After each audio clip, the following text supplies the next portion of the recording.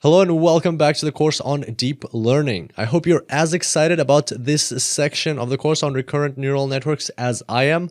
We're slowly venturing into the very complex, very forward-looking and cutting-edge areas of deep learning, and this is going to be very, very fun. So today we're going to talk about how we're going to approach this section, which contains so many different complex topics, so many concepts that we need to get our head around. All right, so in this section, we will learn, first of all, the idea behind recurrent neural networks.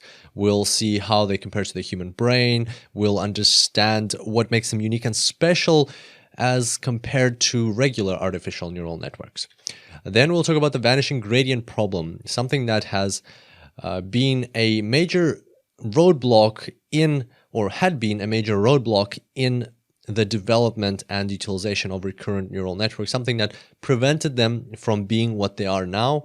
And then we will move on to the solution, one of the most popular solutions to the vanishing gradient problem, the long short-term memory or LSTM neural networks, and we'll talk about their architecture. It'll be a very exciting tutorial, it's one of my favorite topics, and we will find out exactly how they work and what that complex structure is inside them. We'll break it down into simple terms, and you will be able to walk away with a pretty solid understanding of LSTMs.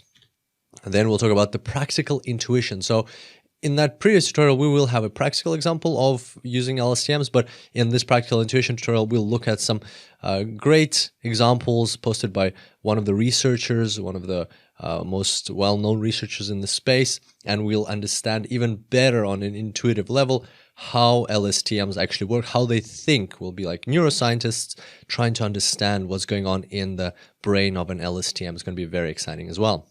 And then at the end, we'll have an extra tutorial on LSTM variations, something special, something you don't really have to take this tutorial, but it's very quick just to get you up to speed on what other options of LSTMs exist out there in the world, what other architectures you might come across in your work.